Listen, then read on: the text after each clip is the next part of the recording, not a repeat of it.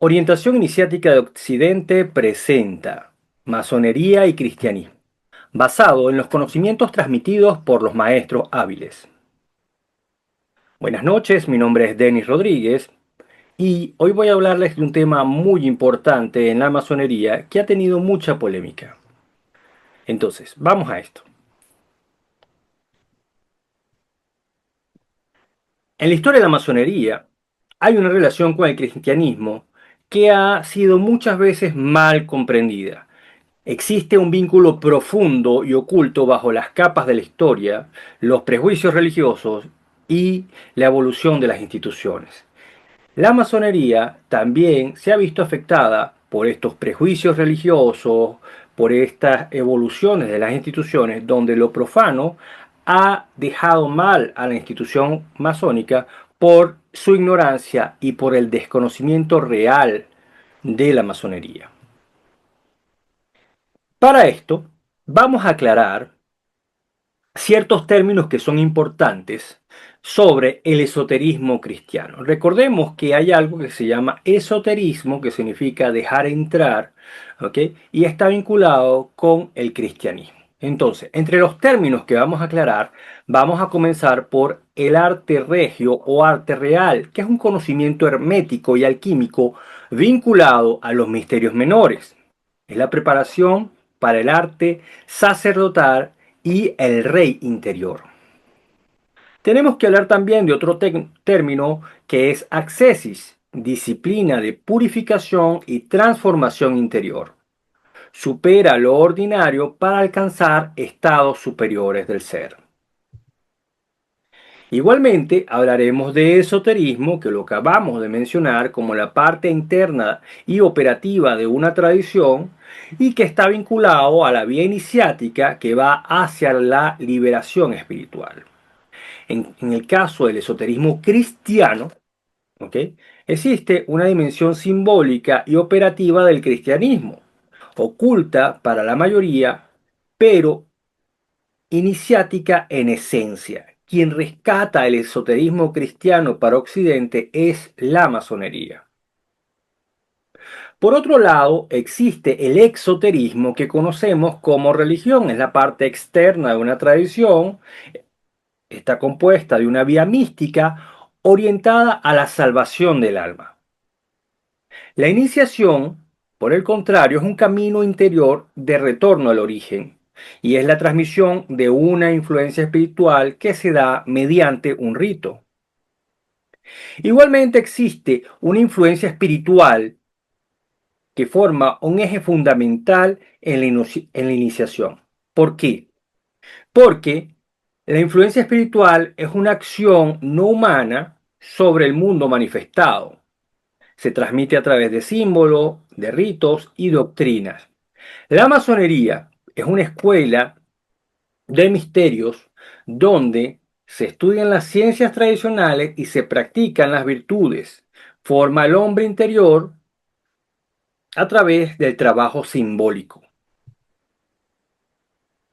Cuando se habla de esoterismo y exoterismo, se habla de una vía de misterios, y los misterios son verdades trascendentes expresadas en símbolos y en ritos, como es el caso del bautismo, la Eucaristía en la religión cristiana y la iniciación en la masonería.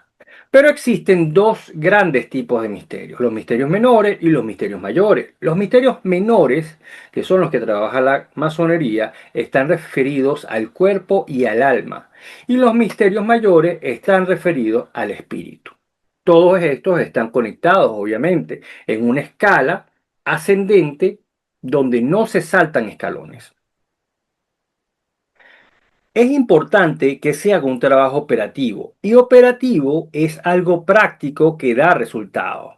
Lo práctico en la iniciación espiritual y es la puesta en acción del método de realización.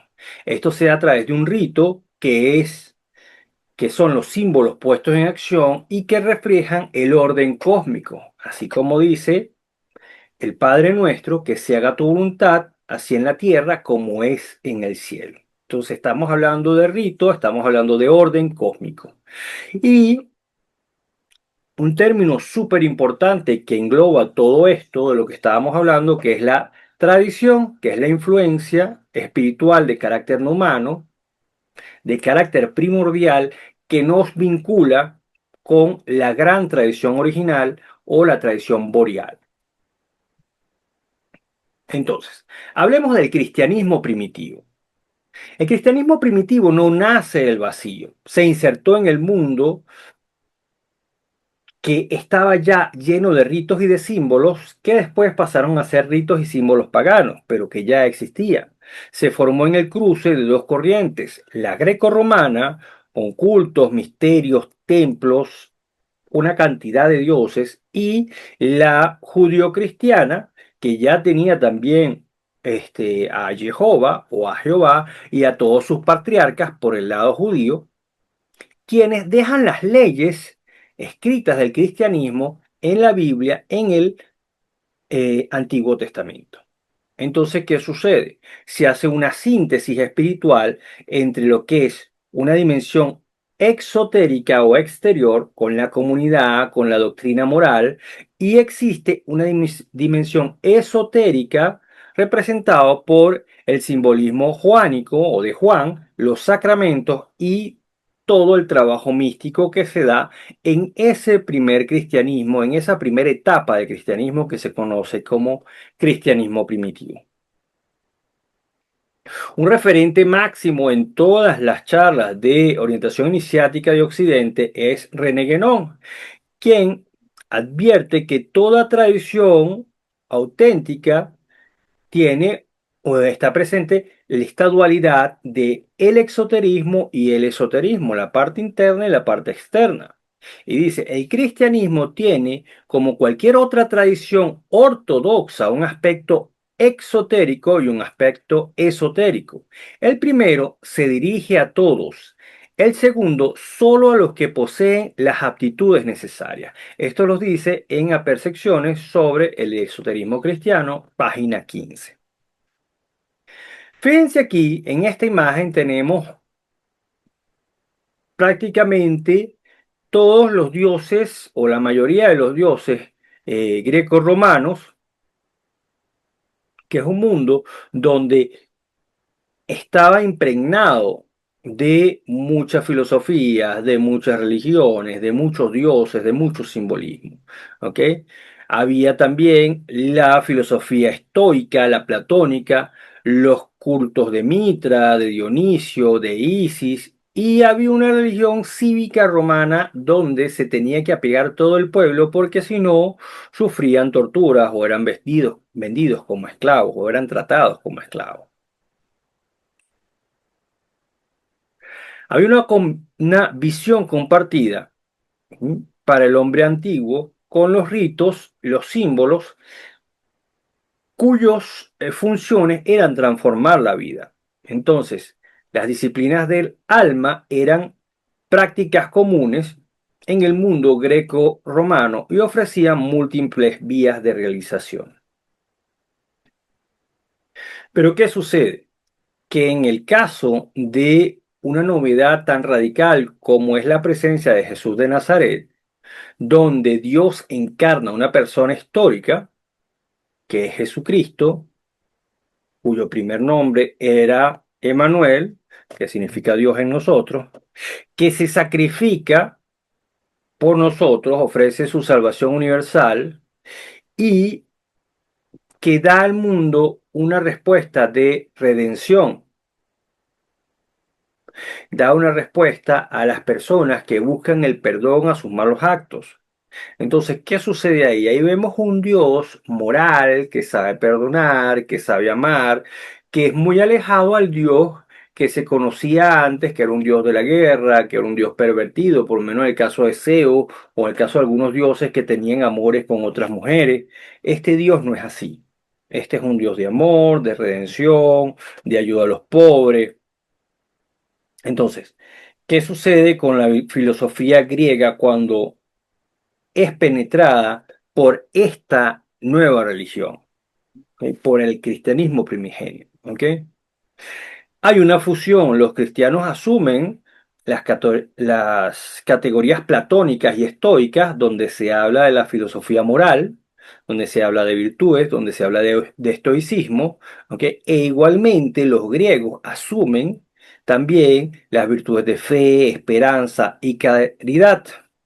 Entonces, fíjense por lo menos esa frase que está aquí abajo, voy a rodar este amigo está aquí, donde dice Jaeger, él dice, formar al hombre interior, pero orientado a Dios.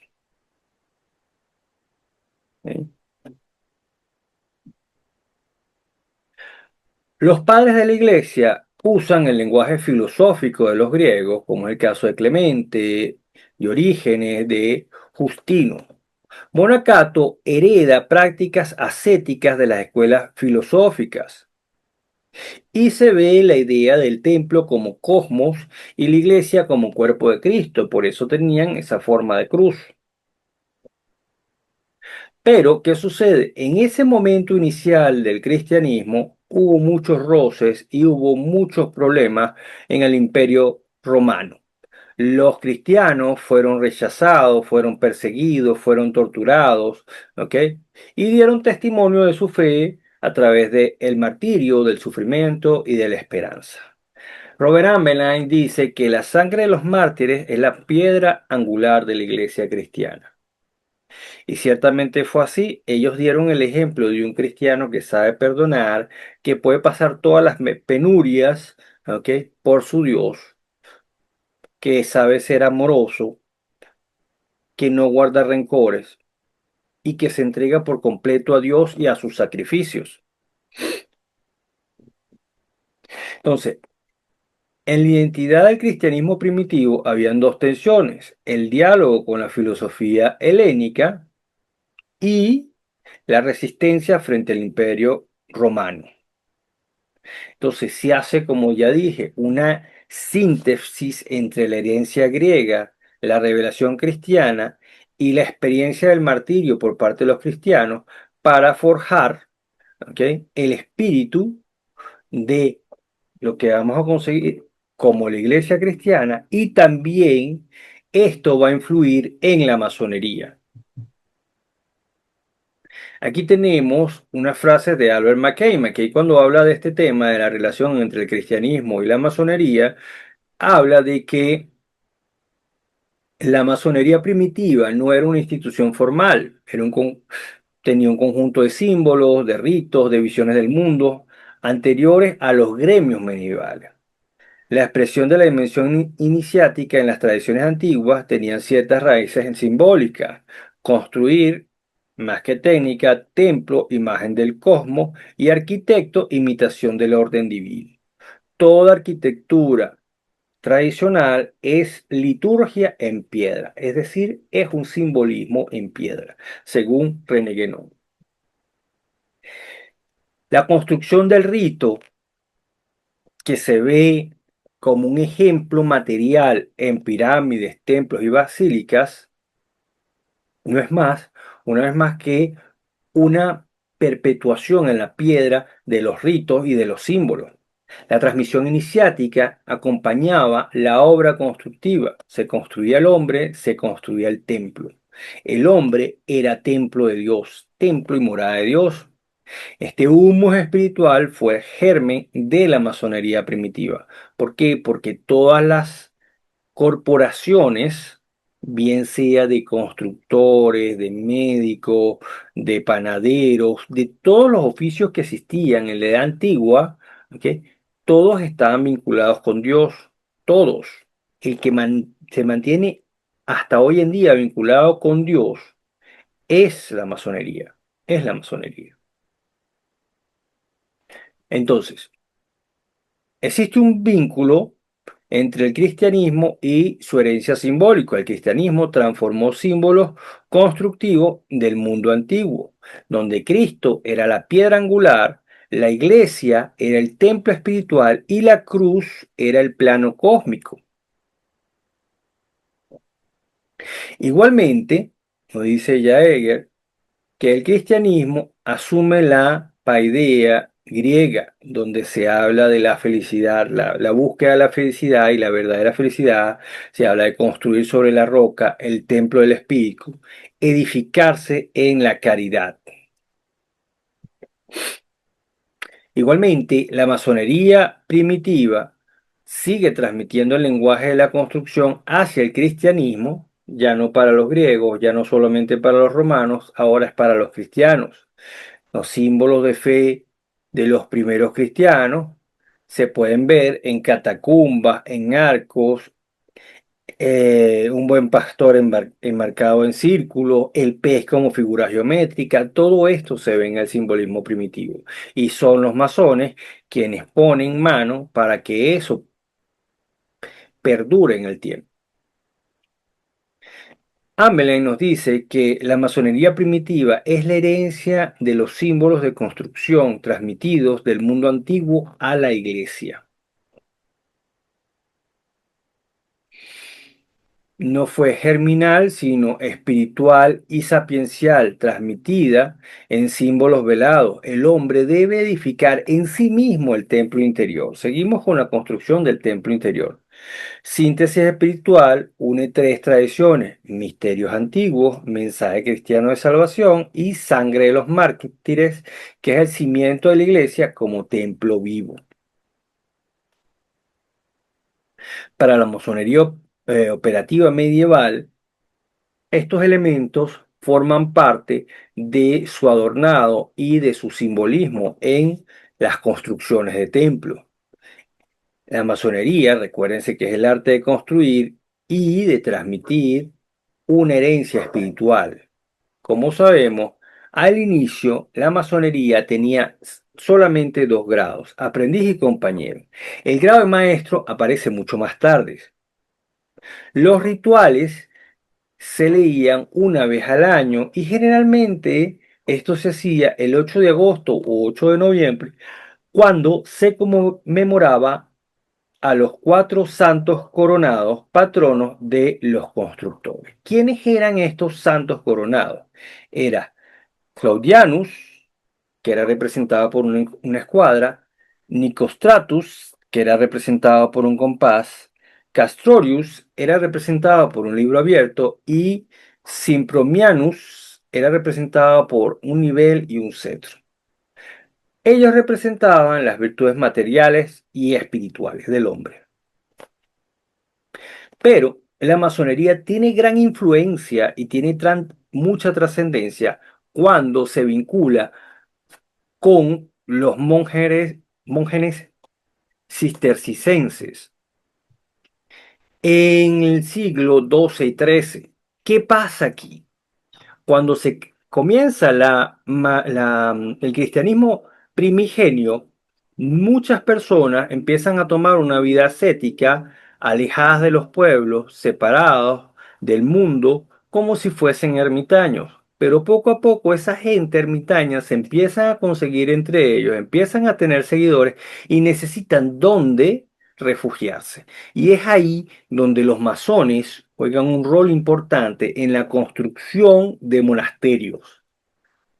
Cuando los constructores masones de la Edad Antigua, pasados ya la Edad Media, con su trabajo, llegan y se vinculan con los monjes del Cister, ellos aprenden a leer y escribir, los monjes aprenden de masonería, se hace un intercambio de conocimientos. De hecho, algunos masones se convierten en monjes y empiezan a profundizar en sus ritos e incluir sus ritos en su ritualística masónica. Las fuentes de inspiración para los ritos que conocemos hoy en día en la masonería están basados en la regla benedictina, cuya eslogan o frase clave era obediencia y trabajo; la República de Platón, que hablaba de una comunidad ideal y grados espirituales; y Juan Casiano en su libro o en su texto Instituciones Cenobíticas, donde se habla de una pedagogía ascética por etapas. Vamos a ver cómo funciona esto. Cuando la masonería se vincula con estos textos, aprende a leer y escribir y incluye la parte crística en su operativa y en su ritualística masónica, ¿sí?, surge una masonería operativa vinculada con el cristianismo, donde se habla de construir el templo no hecho con las manos, ¿ok? Y ver al templo material como un reflejo de el alma interior. Existen ciertos textos, como es el caso de los Old Charge o Antiguos Deberes, que reunían una historia legendaria del oficio de la construcción, normas de vida y rituales. Síntesis de la herencia monástica y gremial. Fíjense aquí que tenemos algo muy importante. Uno de los primeros manuscritos, o tal vez el primero registrado, es el manuscrito Regius de 1390. Este posee 794 versos con carácter cristiano. Los masones juraban fidelidad a la fe y a las leyes y contenía los temas principales: historia geográfica del oficio, juramento de fidelidad, martirio de los cuatro santos coronados, diluvio de Noé y la torre de Babel, las siete artes liberales y deberes morales cristianos. Todo esto se leía en el manuscrito regio o manuscrito regius. ¿Cuál es el sentido? Bueno, para la masonería operativa, que era más que un gremio, ¿ok? Esto dejaba referencias bíblicas, elementos cristianos y filosóficos que marcaban el comportamiento y las acciones de un masón para su trabajo operativo y para el mundo exterior también. Existen ciertas escalas que están vinculadas con los grados masónicos y con los diferentes textos que vienen, bien sea de Platón por las artes liberales, de San Benito, como es el caso de la regla benedictina, o las instituciones cenobíticas, como es el caso de Juan Casiano. Como ya sabemos, las artes liberales están vinculadas con los siete planetas, están vinculadas con las virtudes, y estas se dividen en dos ramas.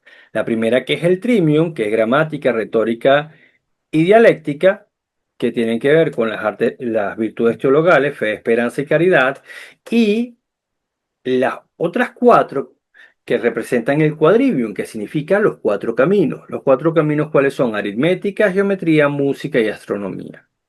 Por el otro lado, tenemos también en la escuela benedictina que hay 12 principios, 12 escalones: temor a Dios, renuncia a la voluntad propia, obediencia, paciencia en la adversidad, confesión sincera, contentarse con lo humilde, estimarse con, como el último de todo, evitar las singularidades en la conducta, controlar la lengua, humildad en la risa, hablar suave y sin orgullo, humildad total reflejada en la conducta. Todo esto forma parte de la conducta del masón y actualmente se sigue utilizando así. Por otro lado, en el texto de Juan Casiano podemos ver que él habla de la oración, del ayuno, de laeticio divina, disciplina monástica y de 8 vicios principales a combatir: la gula, la lujuria, la avaricia, la ira, la tristeza, la sedia, la vanagloria y la soberbia. Entonces aquí tenemos, por un lado, 4 elementos que nos ayudan a la salvación y 8 elementos con los que tenemos que luchar. Todo esto está presente en los símbolos, en los ritos masónicos, en sus diferentes grados, pero hay que saber conocerlos para saber cómo se aplican. La reforma y cambio ritual. Con la reforma, en el siglo XVI, la masonería vio un giro profundo porque a través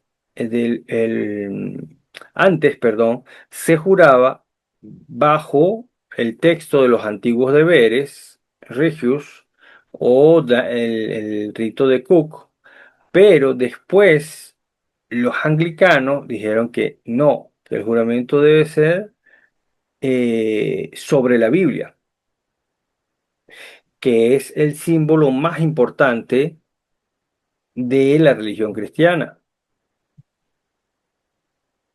Es así como se empiezan a introducir en los ritos el uso de ternas de personajes bíblicos. Terna significa tres personajes bíblicos que llaman los originales.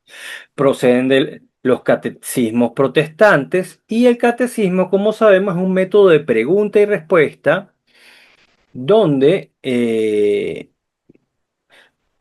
se habla de la creación, la caída y la redención del hombre.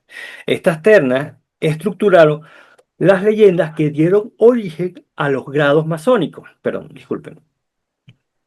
Entonces, ¿cuáles son las ternas que podemos ver? Adán, Caín y Abel, Set, Lamec, Tubal Caín, Noel, Sem, Fayet, Abraham, Isaac, Jacob, Moisés, Oliab, Besael, Salomón, Irán, rey de Tiro, o Irán, Aviv, Josía, Hilcías, Isafán, Zorobabel, Ageo y Josué. Y por el Nuevo Testamento también está José María Jesús, Pedro, Santiago, Juan y Pilatos, Caifás y Cristo. ¿Ok? Como dijimos, estos temas los vamos a ver después en cada uno de los grados. Por el caso de Noé, Sem y Jafet, aparecen en los naucas del Arca Real. Josías, Alicia, Safán aparecen en el Arco Real Irlandés. Zorobabel, Ageo y Josué aparecen en el maestro escocés del rito real, del arco real. Moisés o Liaf, Besael aparecen en el príncipe del tabernáculo del rito escocés antiguo y aceptado. Salomón, Irán de Tiro en Abid para el rito de maestro, rito de maestro masón está en el grado 5 y en el grado 6 del rito escocés antiguo y aceptado. Pedro, Santiago y Juan es parte de la esencia de la palabra del masón vinculada a la confesión de fe en Cristo. Impacto de los originales en la masonería. Juramento de normas gremiales a la palabra revelada, Biblia. Mito, tras las ternas bíblicas se volvieron estructuras narrativas de grados y leyendas. Pedagógico, los catecismos protestantes a los catecismos. La pedagogía son de los catecismos protestantes salen los catecismos masónicos que son aplicados en logia. El ritual de la palabra de masón es una síntesis entre la masonería operativa de deberes medievales y la masonería de reforma, que es la Biblia, ¿ok? Y la memoria catequética. Y es así como en 1717 nace la Gran Logia de Londres. Antes se hablaba de una masonería operativa, ahora es especulativa. La base es cristiana, la invocación a Dios, fiestas, regla benedictina, Platón, Casiano, y sus símbolos, salud, fuerza y unión, en un tiempo fueron la Trinidad, Padre, Hijo y Espíritu Santo. Con la Ilustración se separa la masonería un poco de su naturaleza operativa. Entonces, ¿qué sucede? Que Dios, la Ilustración, lo va a llamar Gran Arquitecto del Universo. La Trinidad lo va a llamar Salud, Fuerza y Unión. La Escuela Iniciática la va a llamar al Club de Caballos. Y no es lo mismo, por ejemplo, un club de caballos que tener un anillo de caballo. No significa que uno tenga un club de caballos únicamente. ¿Ok? Ah, la masonería es un gremio que, como dijimos, sobrevivió su parte religiosa y su parte iniciática en los ritos de hoy en día. Sobre todo la parte iniciática. De la parte religiosa no queda mucho, a pesar de que muchos masones pueden ser cristianos. y muchos tal vez lo son. ¿Ok? Es el único gremio medieval que mantuvo ritos de iniciación, no como otros que los perdieron. Otros gremios tenían sus juramentos y tenían sus ceremonias, pero la fueron perdiendo. La masonería conservó una estructura iniciática que se mantiene hasta hoy en día. Tiene un vínculo con la memoria templaria que le trajo problemas como la persecución, la sospecha de custodiosos secretos prohibidos y símbolos heredados, un dinero supuestamente que tiene la masonería que no es verdad, que no, o sea, se maneja en otros círculos, no se maneja en el círculo de masones básicos.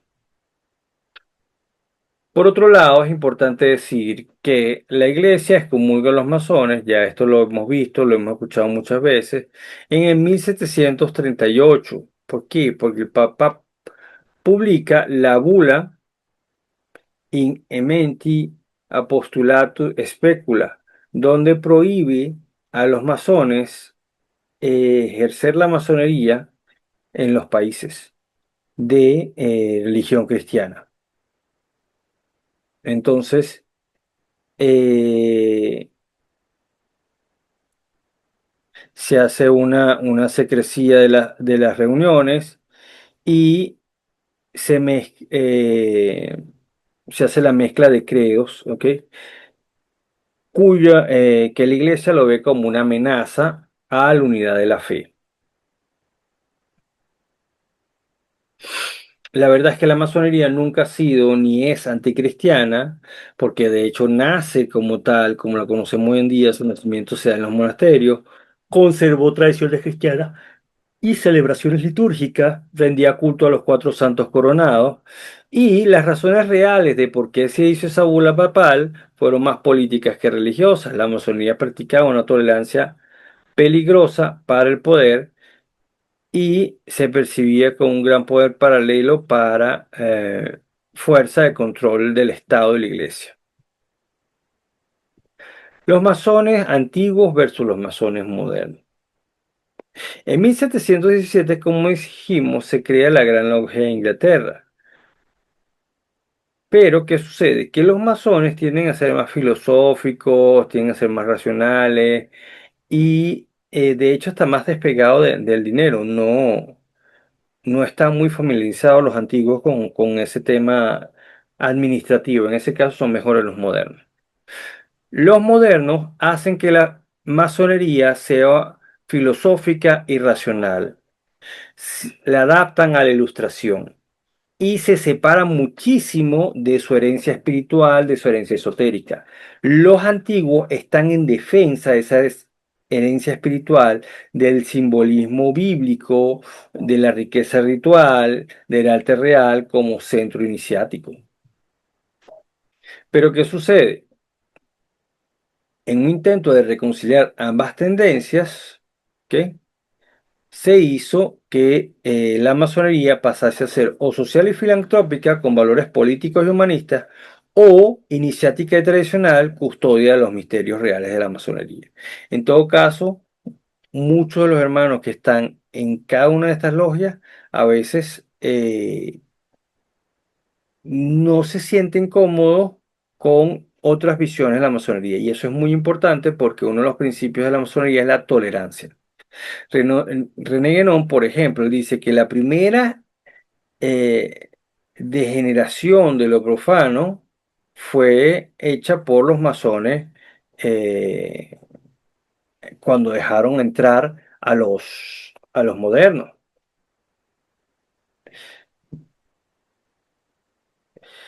Y esta no conserva la tradición iniciática, mientras que la segunda, la masonería iniciática, la masonería esotérica, sí lo conserva.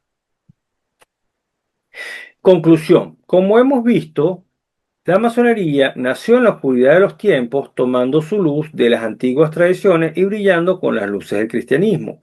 Conservó su esencia operativa, tradicional, iniciática y esotérica, siendo el único gremio medieval que mantuvo vivo a sus ritos.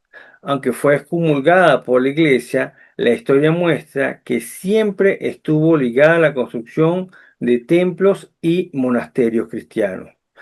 Su servicio sigue siendo a Cristo con la Biblia como libro sagrado en Occidente y en parte de Oriente. Sus ritos, símbolos y leyendas han dado fuerza a los grados masónicos como caminos de conciencia y de realización espiritual.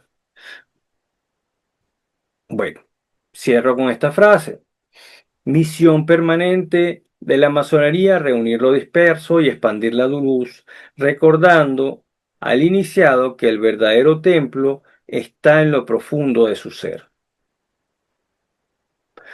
Muchísimas gracias por acompañarnos hasta aquí.